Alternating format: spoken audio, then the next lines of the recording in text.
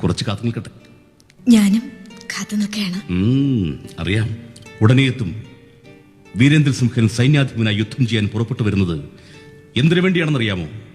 ശത്രുവിനെ യുദ്ധം ചെയ്ത് തോൽപ്പിക്കാൻ, പിന്നെ ചന്ദ്രകാന്ത് രാജകുമാരിയെ സ്വന്തമാക്കാൻ.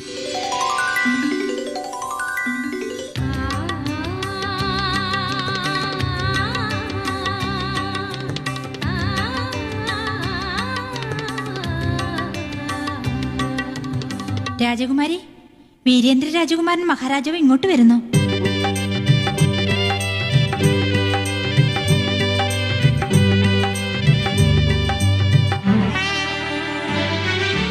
വീരേന്ദ്രസിംഹൻ, നമുക്ക് യുദ്ധം ജയിച്ച് ഭൂമിയും സമ്പത്തും വേണമെന്നില്ല. അധർമ്മകാരികളെ അടിച്ചമർത്തണം. യാത്ര തിരിക്കുമ്പോഴും എന്റെ പിതാവ് പറഞ്ഞതും അതാണ്. നമുക്ക് ശത്രുവിന്റെ അധർമ്മത്തെയാണ് നേരിടേണ്ടത്. പക്ഷേ ധർമ്മം കളഞ്ഞു കുടിച്ച ക്രൂരസിംഹനും ശിവദത്തനും ആപൽക്കാരികളാണ്. അവർ ചതിക്കും, സൂക്ഷിക്കണം. യുദ്ധവാളയത്തിൽ ആരെയും വിശ്വസിക്കരുത്. പരദേവതയെ കുടിയിരുത്തിയിരിക്കുന്നത് ദാ ആ ആലോചനാ മന്ദിരത്തിനപ്പുറത്താണ്. നമുക്ക് അങ്ങോട്ട് പോയി പ്രാർത്ഥിക്കാം കുമാര. അങ്ങനെ ആവട്ടെ. രാജകുമാരും തോഴിമാരും അന്തഃപുരത്തിനകത്താണ്. അതെ, അവരും ഈ യുദ്ധം കാരണം ഉത്കണ്ഠാകുലരാണ്.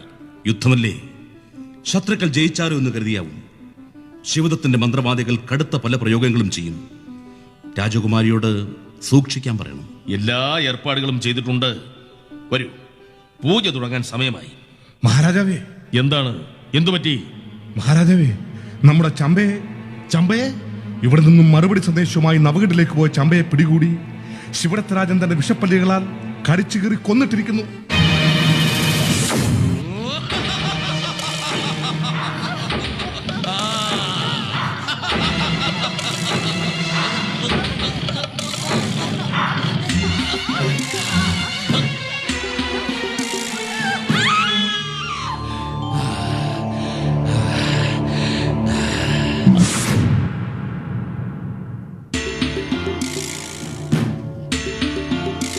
ശിവക്ഷേത്ര ദർശനം കഴിഞ്ഞ് മടങ്ങാൻ ഇത്രയും വൈകിയത്?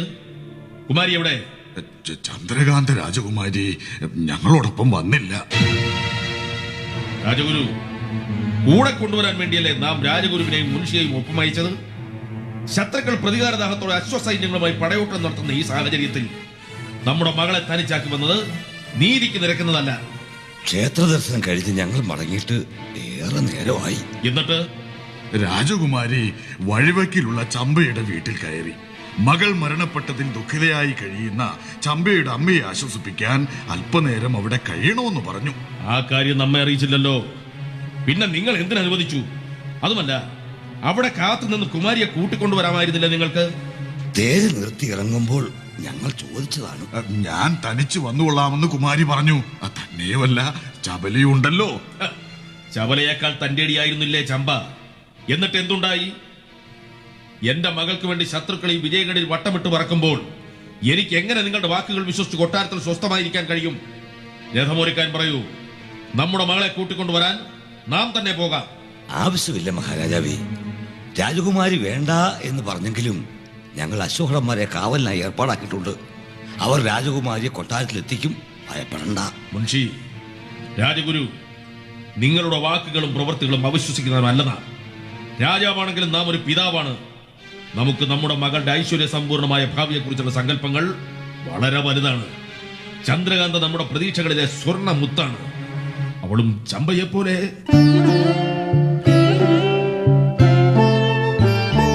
മഹാരാജൻ, അനാവശ്യ തോന്നലുകളാൽ മനസ്സ് തളർത്താതെ ചന്ദ്രകാന്തയ്ക്കുണ്ടാകുന്ന വിപത്ത് ഈ രാജ്യത്തിന്റെ വിപത്തായി കണ്ട് പ്രജകൾ ഒന്നിക്കും.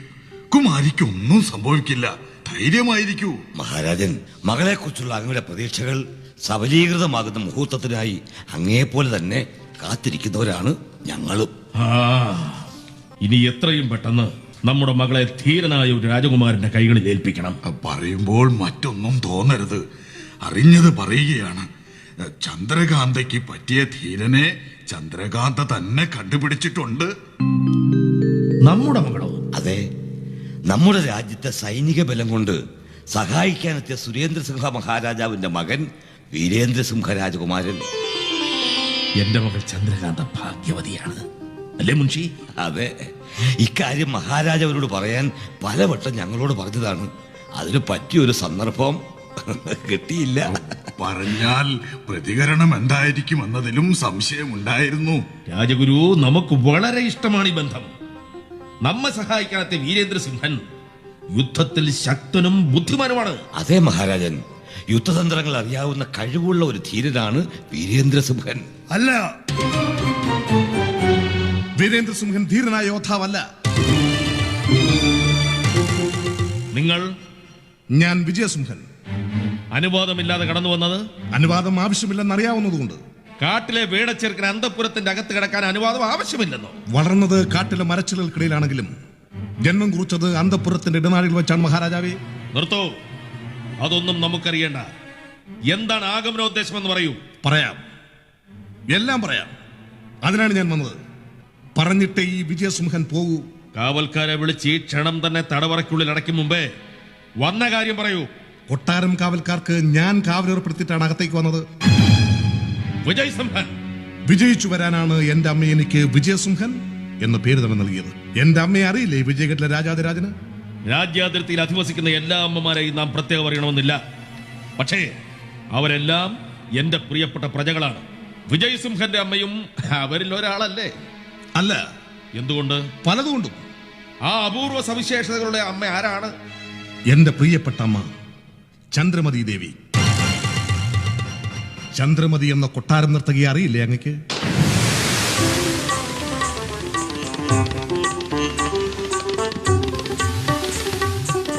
വിജയഘട്ട് കൊട്ടാരത്തിന് നൃത്തമണ്ഡപങ്ങളിൽ രാവും പകലും നൂപരധ്വനികളുടെ മായിക പ്രപഞ്ചമൊരുക്കിയിരുന്ന ആ അപൂർവ പ്രതിഭയെ ഇത്ര പെട്ടെന്ന് മറന്നുപോയോ അങ്ങ്? വിജയസിംഹൻ, ചന്ദ്രമതി ദേവി മരിച്ചു പോയില്ലേ?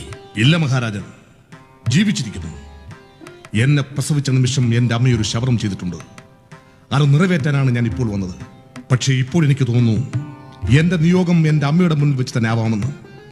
ആ ധന്യമുഹൂർത്തത്തിലേക്ക് അങ്ങേ അവിടേക്ക് കൂട്ടിക്കൊണ്ടുപോകാൻ ഞാൻ വഴി കണ്ടിട്ടുണ്ട്. അവിടെ നിങ്ങൾ വന്നിരിക്കും. വിജയസിംഹൻ, ഞാൻ പറയുന്നത് കേൾക്കാൻ എനിക്ക് മനസ്സില്ല. വീണ്ടും വരാം. വരണമല്ലോ.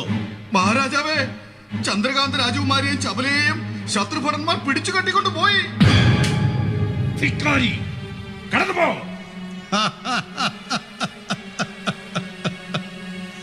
അങ്ങനെ ചന്ദ്രകാന്തയും കൈവിട്ടു പോയിരിക്കുന്നു. വിജയഘട്ടിന്റെ സിംഹാസനം ഇളകി തുടങ്ങിയിരിക്കുന്നു. അങ്ങനെ ഓരോ പതനവും കാണാൻ ഞാൻ വീണ്ടും വീണ്ടും വന്നുകൊണ്ടിരിക്കും. ചന്ദ്രമതി ദേവിയുടെ മകൻ, അതെ, വിജയസിംഹൻ.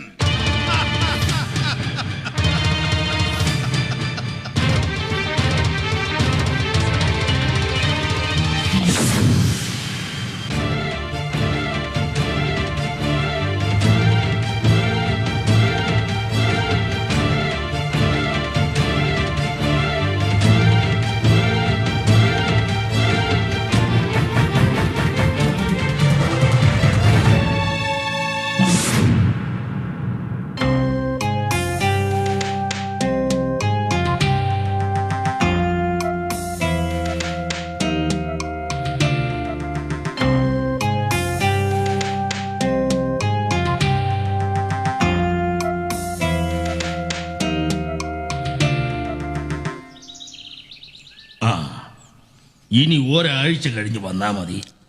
അതുവരെ കണ്ണിലെ കെട്ടഴിക്കരുത്. ഇല്ല. പിന്നെ ഈ മരുന്ന് ദിവസവും 3 നേരം കഴിക്കണം. വയ്ക്കോളൂ. കാടാണ്, കാട്ടുമൃഗങ്ങളെ സൂക്ഷിക്കണം.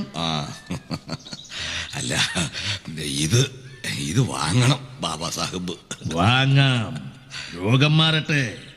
തന്റെ കണ്ണ് ഇരുമ്പ് വഴിപ്പിച്ച് കുത്തിപ്പൊട്ടിച്ചതാണ്. രാജവംശത്തിന്റെ ശിക്ഷ. കാഴ്ച കിട്ടുമെന്ന് നോക്കട്ടെ, എന്നിട്ട് മതി പ്രതിഫലം. ഇതെന്റെ സേവനമാണ്. പൊയ്ക്കോളൂ.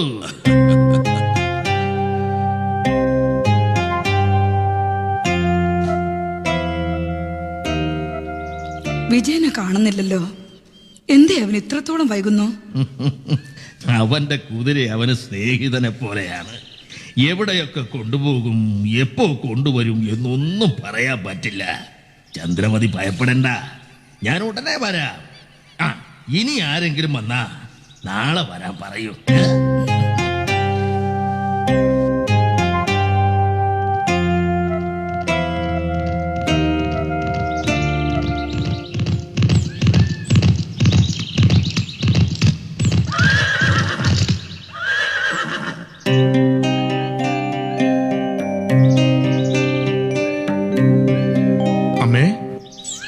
വിജയ്, ഇതുവരെ എവിടെയായിരുന്നു? യാത്രയിലായിരുന്നു. അമ്മയുടെ പ്രതിജ്ഞ നിറവേറ്റാൻ സമയമെടുത്തിരിക്കുന്ന ഈ വേളയിൽ വിശ്രമിക്കാൻ നേരം എവിടെയാണ്? അമ്മയുടെ പ്രതിജ്ഞ നിറവേറ്റാനാണ് നിന്നെ കഷ്ടപ്പെട്ട് വളർത്തി വലുതാക്കിയത്, ആയുധാഭ്യാസം നൽകിയത്, ആരെക്കാളും വേഗതയിൽ കുതിരസവാരി ചെയ്യാൻ പഠിപ്പിച്ചത്, ബന്ധങ്ങളും ബന്ധനങ്ങളും എന്താണെന്നറിയാൻ പുണ്യപുരാണ കഥകൾ പഠിപ്പിച്ചു തന്നത്. അമ്മ പഠിപ്പിച്ചു തന്ന കഥകളെ എന്റെ മനസ്സിലുള്ളൂ. അമ്മയുടെ ലാളന മാത്രമേ എനിക്ക് കിട്ടിയിട്ടുള്ളൂ. കൊട്ടാരത്തിൽ വളരേണ്ട ഞാൻ ഈ കുടിൽ കിടന്നാണ് വളർന്നു വലുതായത്. അമ്മയുടെ ശബരം നിറവേറ്റാൻ ഈ മകൻ ജീവൻ നൽകാനും തയ്യാറായി നിൽക്കുകയാണ്. മോനെ, അതിന് എന്റെ അമ്മയുടെ അനുഗ്രഹം എന്നും എനിക്കുണ്ടാകണം. മോനെ വിജയ്, നിന്റെ വഴിയിൽ നിഴലായ അമ്മയുടെ മനസ്സും പ്രാർത്ഥനയും എപ്പോഴും ഉണ്ടാകും. നീ ഭയപ്പെടണ്ട. വിജയഘട്ടിൽ പോയി ഇപ്പോഴത്തെ വിവരങ്ങൾ അറിയണമെന്നും ഒരടയാളമെന്ന നിലയിൽ എന്തെങ്കിലും ചെയ്തിട്ടേ മടങ്ങി വരാവുമെന്നൊക്കെ അമ്മ പറഞ്ഞില്ലായിരുന്നു. ഇത് രണ്ടും വിജയസിംഹൻ ചെയ്തു കഴിഞ്ഞു. ഇനി എന്തു വേണമെന്ന് അമ്മ പറയൂ. പറയാനുള്ള നേരമായി തുടങ്ങി. 12 വർഷത്തിലൊരിക്കൽ നടക്കുന്ന ചിത്രപൗർണമിയിലെ വൈശാഖ രാത്രിയിൽ ഉഗ്രമൂർത്തിയായ ഭദ്രകാളിക്ക് നടത്തുന്ന നരബലി എന്റെ മകനായ നീ നടത്തണം. എന്താ, നിനക്ക് ഭയമുണ്ടോ? ആ നരബലിക്ക് വിധേയനാകേണ്ട മനുഷ്യനാണ് അമ്മയുടെ ആജീവനാന്ത ശത്രു. നീ ആരാണെന്ന് അദ്ദേഹത്തോട് പറഞ്ഞുകൊണ്ട് വേണം ഭദ്രകാളി ക്ഷേത്രനടയിൽ അയാളെ വെട്ടിക്കൊല്ലേണ്ടത്. അമ്മയുടെ ആ ശത്രു ആരാണമ്മേ? വൈശാഖ രാത്രിക്ക് ഇനി കുറച്ച് ദിവസമേ ഉള്ളൂ. പറയൂമ്മേ, ആ ശത്രു ആരാണ്? ആരായാലും എന്റെ ആ ശത്രുവിനെ കൺമുന്നിൽ കൊണ്ടുവന്ന് കൊന്നു പ്രതികാരം വീട്ടാൻ നിനക്ക് മടിയുണ്ടോ? അമ്മയ്ക്ക് തോന്നാത്ത ഒരു വികാരവും ആ ശത്രുവിന്റെ പേരിൽ എനിക്കുണ്ടാകില്ലമ്മേ. അതാരാണെന്ന് പറയൂ, എവിടെയുണ്ടെന്ന് പറയൂ. ചിത്രപൗർണമി രാത്രിയിൽ അമ്മയുടെ ആ പ്രതിജ്ഞ ഞാൻ നിറവേറ്റിയിരിക്കും. ആരാണമ്മേ ആ ജീവനാന്ത ശത്രു? ജയസിംഹ മഹാരാജാവ്. അതെ, നിന്റെ അച്ഛൻ.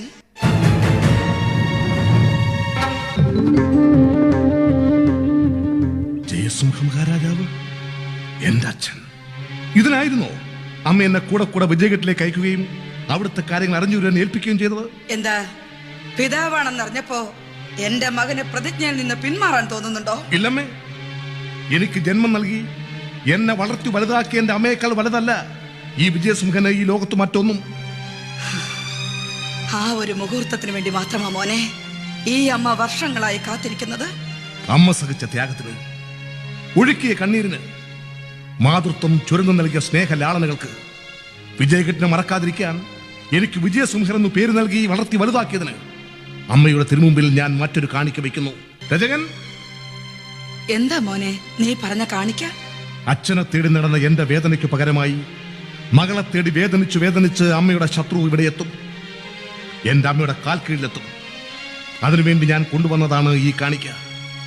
ജയസിംഹ മഹാരാജാവിന്റെ ഏക മകൾ ചന്ദ്രകാന്ത.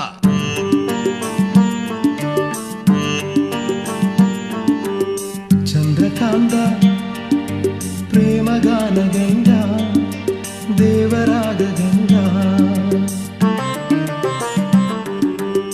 ചന്ദ്രകാന്ത പ്രേമഗാന ഗംഗ ദേവരാഗ ഗംഗ. ചന്ദ്രകാന്ത പ്രേമഗാന ഗംഗ ദേവരാഗ ഗംഗ. ചന്ദ്രകാന്ത പ്രേമഗാന ഗംഗ ദേവരാഗ ഗംഗ.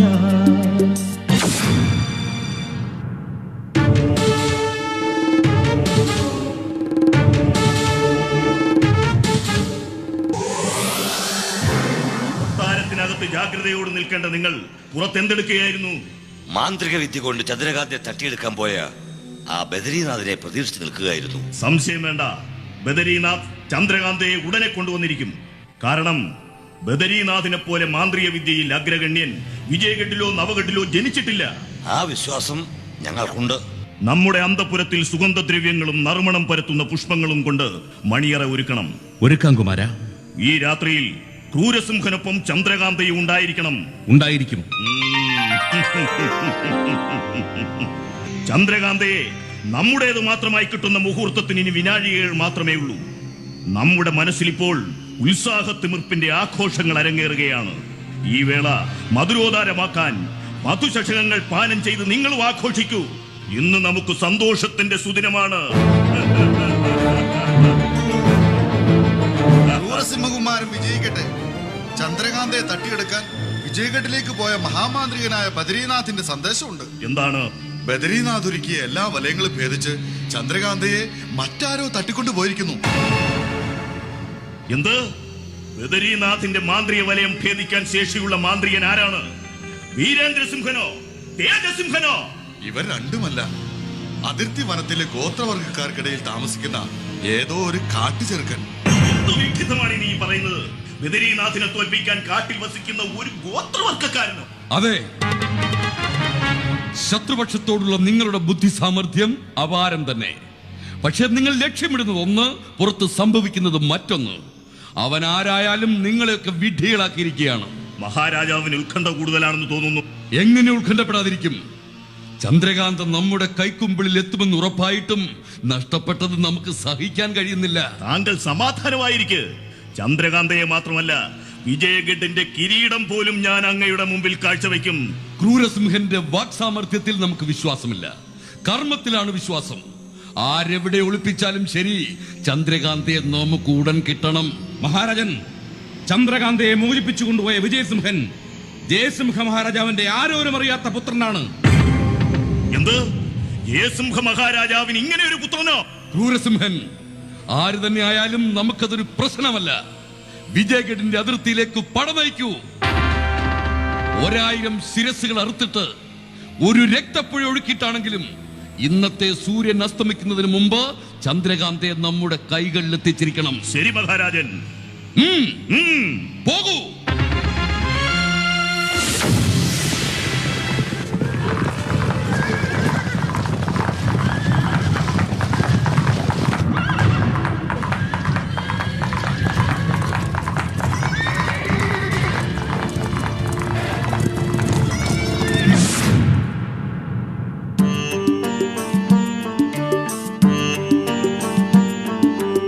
ചന്ദ്രകാന്ത പ്രേമഗാന ഗംഗ ദേവരാഗ ഗംഗ.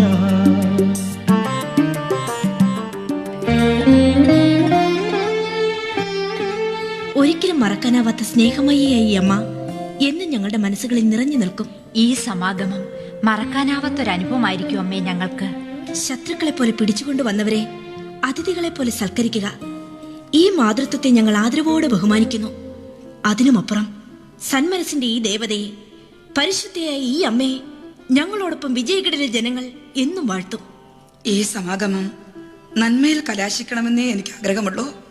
പക്ഷേ അതിന് കഴിയുമോ കുഞ്ഞുങ്ങളെ? അമ്മേ, ഞങ്ങൾ കാരണം എന്തെങ്കിലും? ഇല്ല മോളെ, ഇത് അമ്മയും മകനും തമ്മിലുള്ള സ്വകാര്യതയുടെ പ്രശ്നമാണ്. അത് നിങ്ങൾക്ക് മനസ്സിലാവുകയില്ല. ഒരമ്മയുടെയും സഹോദരന്റെ സ്നേഹം എന്തെന്നറിയാത്ത ഞാൻ നിങ്ങളിലൂടെ അത് അനുഭവിച്ചറിഞ്ഞു. എങ്കിലും ഞാനൊന്ന് ചോദിക്കട്ടെ അമ്മേ, ഞങ്ങളെ ഇങ്ങോട്ട് തന്നെ കൊണ്ടുവന്നത് എന്തിനാണ്? അത് ഞങ്ങളുടെ ഒരു ശപഥം നിറവേറ്റാൻ. എന്താണ് അമ്മേ ആ ശപഥം? നിങ്ങളതറിയേണ്ട കുട്ടികളെ. എന്റെ മകൻ നിങ്ങളോട് കാട്ടിയ അന്യായത്തിന് ഞാൻ നിങ്ങളോട് മാപ്പ് ചോദിക്കുന്നു. ഇല്ലമ്മേ, ഇതിൽ മാപ്പ് ചോദിക്കേണ്ട കാര്യമില്ല. അമ്മയുടെ മകൻ ഞങ്ങളോടൊരു അന്യായവും കാട്ടിയിട്ടില്ല. കുട്ടികളെ, അവൻ പ്രതികാരം മനസ്സിൽ സൂക്ഷിക്കുന്ന ഒരു പോരാളിയാണ്. ഒരു സഹോദരനെ പോലെ അവനെ കാണുക. അതാ എന്റെ മകൻ എത്തിക്കഴിഞ്ഞു. നിങ്ങളെ സുരക്ഷിതമായി വിജയഗഡ് കൊട്ടാരത്തിൽ എത്തിക്കാൻ ഞാൻ അവനോട് പറയാം. നിങ്ങൾ അകത്തുപോയി വിശ്രമിക്കൂ. അമ്മേ. വിജയസിംഹ, നിന്നെ പ്രസവിച്ച ഉടനെ കാട്ടിൽ വലിച്ചെറിയാതെ വളർത്തി വലുതാക്കിയത് പെണ്ണിനെ പിടിച്ചുകൊണ്ടുവന്ന് പ്രതികാരം വീട്ടാനല്ല. അവരോട് നമുക്ക് പ്രതികാരമില്ല മോനെ. അതുകൊണ്ട് അവരെ സുരക്ഷിതമായി കൊട്ടാരത്തിൽ തിരിച്ചെത്തിക്കൂ. അമ്മേ, എത്ര ത്യാഗം സഹിച്ചിട്ടാണെന്നോ അവരെ ഇവിടെ എത്തിച്ചത്. മാതൃസ്നേഹം മറയാക്കി അമ്മ ശപഥം മറയ്ക്കാൻ ശ്രമിക്കുന്നു. എന്റെ ശപഥത്തിന് മുന്നിൽ അവരും ശത്രുക്കളാണ്. മനസ്സിലെ വേദനയുടെ ശിഷ്ടാവശിഷ്ടങ്ങൾ വിജയസിംഹൻ ഒരിക്കലും മറക്കില്ല. മോനെ വിജയ്, നിന്റെ ഈ ഉറച്ച തീരുമാനത്തിൽ അമ്മ അഭിമാനിക്കുന്നു. പക്ഷേ ആ കുട്ടികൾ ഏറെ ക്ഷീണിതരാണ്. എന്റെ മോൻ അവരെ തിരിച്ച് കൊട്ടാരത്തിൽ എത്തിക്കാമെന്ന് എനിക്ക് വാക്ക് തരണം. ഇല്ലമ്മേ, ഒരിക്കലുമില്ല. ആദ്യം എന്റെ ശപഥം നിറവേറ്റണം. അതിനുശേഷമേ ഉള്ളൂ മറ്റെന്തും. ഇന്ന് ചിത്രപൗർണമി വൈശാഖ ദിനമാണ്. ഇന്നത്തെ രാത്രിയിൽ ഭദ്രകാളി ദേവിയുടെ തിരുസന്നിധിയിൽ വെച്ച് എനിക്ക് എന്റെ ശപഥം നിറവേറ്റണം. അതുകൊണ്ട് ജയസിംഹ മഹാരാജാവിന്റെ തലയറുക്കാനുള്ള ഉടവാൾ ഭദ്രകാളി ദേവിയെ മനസ്സിൽ ധ്യാനിച്ച് അമ്മ എന്നെ ഏൽപ്പിക്കണം. ചിത്രപൗർണമി വൈശാഖ രാത്രിയായ ഈ ഒരു ദിവസത്തിന് വേണ്ടി മാത്രമാ മോനെ ഈ അമ്മ ശപഥവും മനസ്സിലേറ്റ് ജീവിച്ചത്. ഈ പകൽ അസ്തമിക്കുമ്പോ ആ രാത്രി കടന്നെത്തും. ഉടവാളുമായി അമ്മ എത്തുമ്പോഴേക്കും നീ നിന്റെ പരദേവതമാരെ പ്രാർത്ഥിച്ച് അനുഗ്രഹം വാങ്ങിക്കൊള്ളൂ.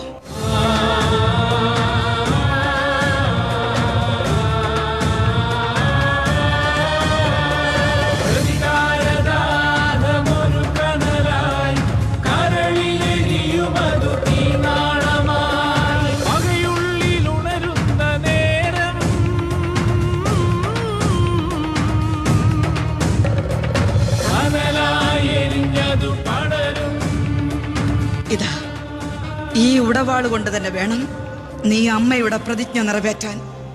ഇനി നിന്നെ അമ്മ കാണേണ്ടത് ജയസിംഹ മഹാരാജാവിന്റെ അറുത്തെടുത്ത തലയുമായിട്ടായിരിക്കണം.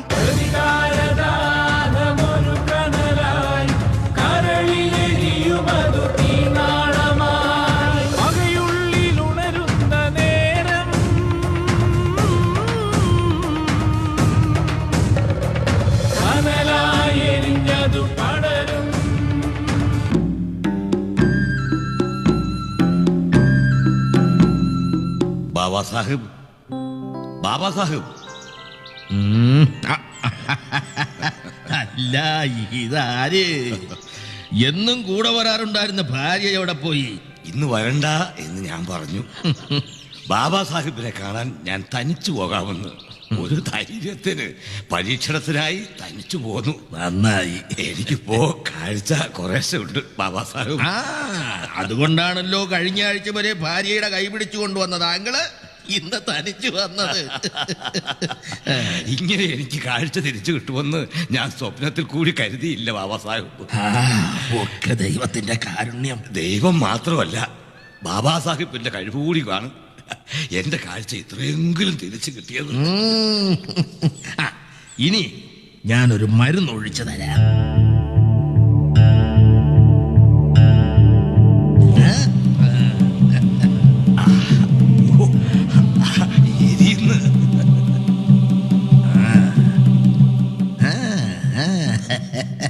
എരിയണം.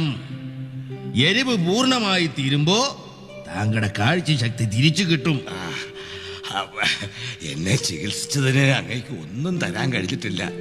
മരുന്നിന്റെ ശരിയായ വില കൂടി. തന്നതൊക്കെ വിലയായിരുന്നു. അത് മതി പ്രതിഫലം. വിഷമിക്കണ്ട. എന്നാലും എന്റെ ഒരു ആഗ്രഹമാണ്. ഞാൻ തരുന്നത് സ്വീകരിക്കണം. എന്താണ്? പണമാണോ? വേണ്ട. പണമല്ല, എന്റെ കയ്യിൽ അത് മാത്രമേ ഇല്ലാതുള്ളൂ. പണ്ട് കൊട്ടാരത്തിൽ നിന്നും എനിക്ക് കിട്ടിയ ഒരു മോതിരമുണ്ട്. ഇതാ. ഈ മോതിരം എന്റെ സമ്മാനമായി ബാബാ സാഹിബ് സ്വീകരിക്കണം. വേണ്ട. താങ്കൾക്ക് കിട്ടിയത് താങ്കൾ തന്നെ വെക്കുക. അത് നിങ്ങൾക്കുള്ളതാണ്. ഈ മോതിരത്തിന് ഒരുപാട് കഥകളുണ്ട് ബാബാ സാഹിബ്. എന്റെ അപേക്ഷയാണ്, ഇത് അങ്ങയുടെ വിരലുകളിൽ അണിയിക്കാൻ എന്നെ അനുവദിക്കണം. ഒരു രോഗിയുടെ അന്തിമ അഭിലാഷമാണെന്ന് കരുതിയാൽ മതി.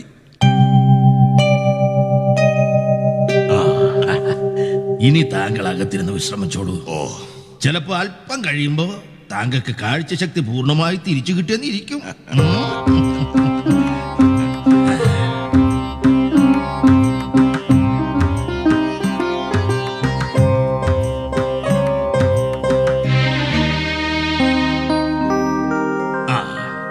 മോളെ, ഇന്നേറെ സന്തോഷമുള്ള ദിവസമാ. ഞാൻ ചികിത്സിച്ച ഒരു രോഗിക്ക് കൂടി കാഴ്ച തിരിച്ചു കിട്ടിയിരിക്കുന്നു. എല്ലാം ഈശ്വരന്റെ കാരുണ്യം. മോളെ ചന്ദ്രമതി, അയാൾ എനിക്ക് പ്രതിഫലമായി തന്ന വജ്രമോതിരമാണിത്. ഈ മോതിരം അങ്ങേക്ക് ആര് തന്നു എന്നാണ് പറഞ്ഞത്? എന്താ ചന്ദ്രമതി നീ അസ്വസ്ഥയാകുന്നത്? ഞാൻ പറഞ്ഞില്ലേ, രോഗി പ്രതിഫലമായി തന്നതാ ഈ മോതിരം. അതെ, ഞാൻ എല്ലാം ഇന്നത്തെ പോലെ ഓർക്കുന്നു. ഭാവയ്ക്കറിയുമോ ആ കഥ?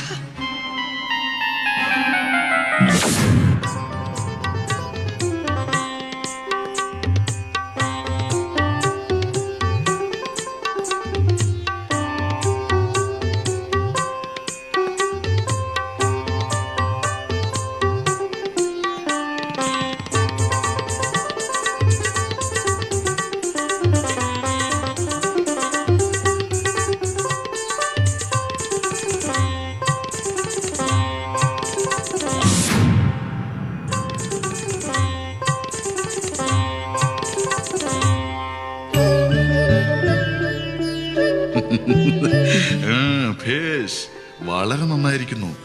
ഇനിയും അധിക ദിവസം ചന്ദ്രമതി ഇങ്ങനെ കഷ്ടപ്പെടേണ്ടി വരില്ല. ഞാൻ അച്ഛനോട് പറഞ്ഞ് ചന്ദ്രമതി വിവാഹം കഴിക്കും. അത് നടക്കുമെന്ന് എനിക്ക് തോന്നുന്നില്ല. ഞാൻ ഈ കൊട്ടാരത്തിലെ നർത്തകിയാ, രാജകുമാരിയല്ല. എനിക്ക് നർത്തകിയെ മതിയെന്ന് അച്ഛനോട് ഞാൻ തുറന്നു പറയും. ചന്ദ്രമതി അല്ലാതെ മറ്റൊരു പെൺകുട്ടിയെ വിവാഹം കഴിക്കില്ലെന്ന് തീർത്തു പറയും. മഹാരാജാവ് സമ്മതിച്ചില്ലെങ്കിൽ നമുക്ക് ഈ രാജ്യം വിട്ട് എങ്ങോട്ടെങ്കിലും പലായനം ചെയ്യാം, അല്ലെങ്കിൽ ഒന്നിച്ച് ആത്മഹൂതി ചെയ്യാം. രാജകുമാര, അങ്ങ് എനിക്ക് വേണ്ടി മരിക്കേണ്ട ആളല്ല. മഹാരാജാവിന് ശേഷം ഈ രാജ്യം ഭരിക്കേണ്ട രാജാവാണ്. ചന്ദ്രമതിയെ കൂടാതെ നമുക്കൊരു ജീവിതമില്ല. മറ്റൊരു രാജകുമാരി കൂട്ടിനും വേണ്ട. എന്ത് സംഭവിച്ചാലും ചന്ദ്രമതി എന്റെ ജീവിത സഖിയാണ്.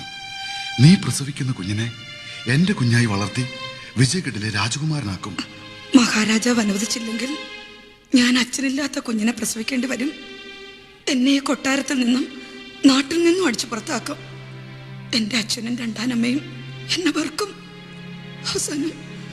അവസാനം ആരുമില്ലാതെ വരുമ്പോ ഞാൻ എന്ത് ചെയ്യും? ചന്ദ്രമതി വിചാരിക്കുന്നത് പോലെ ഒന്നും സംഭവിക്കാൻ പോകുന്നില്ല. ഉടനെ തന്നെ എന്റെ സ്ഥാനാരോഹണമാണ്. അതിനു മുമ്പേ നിന്നെ ഞാൻ എന്റെ പട്ടമഹർഷിയാക്കും. ലോകം മുഴുവൻ എതിർത്താലും പ്രളയം തന്നെ ഉണ്ടായാലും ചന്ദ്രമതിയെ ഈ ജയസിംഹ രാജകുമാരൻ ഉപേക്ഷിക്കുന്ന പ്രശ്നമില്ല. വരൂ. എനിക്ക് അങ്ങയുടെ ഉറപ്പ് മാത്രം മതി.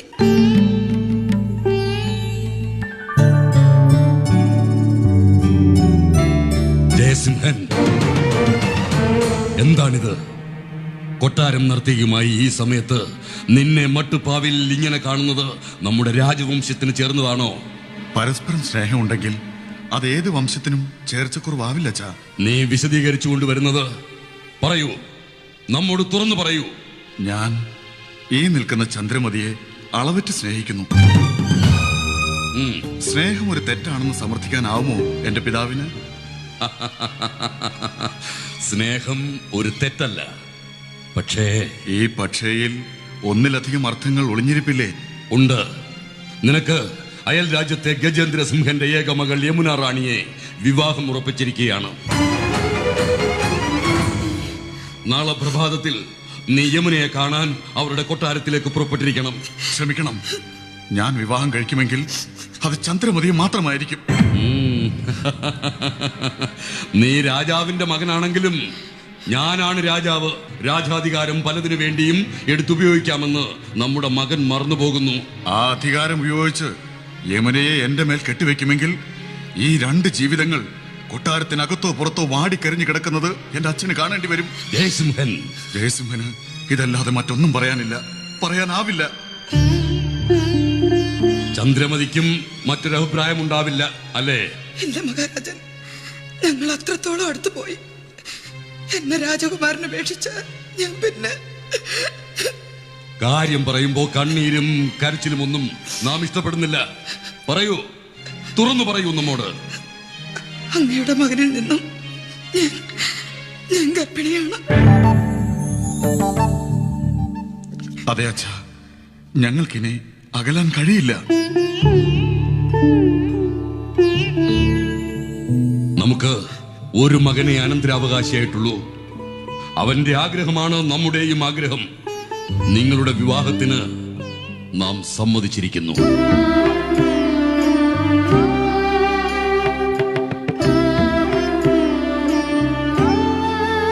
ഇഷ്ടപ്പെട്ട പെൺകുട്ടിയുമായി ഒന്നിച്ച് ജീവിക്കണം. പക്ഷേ നിന്റെ സ്ഥാനാരോഹണത്തിന് ശേഷം മാത്രമേ ഈ വിവാഹം നടക്കൂ. അതുവരെ രണ്ടുപേരും ക്ഷമിച്ച് കാത്തു നിൽക്കുക. മതി, മതി അച്ഛാ.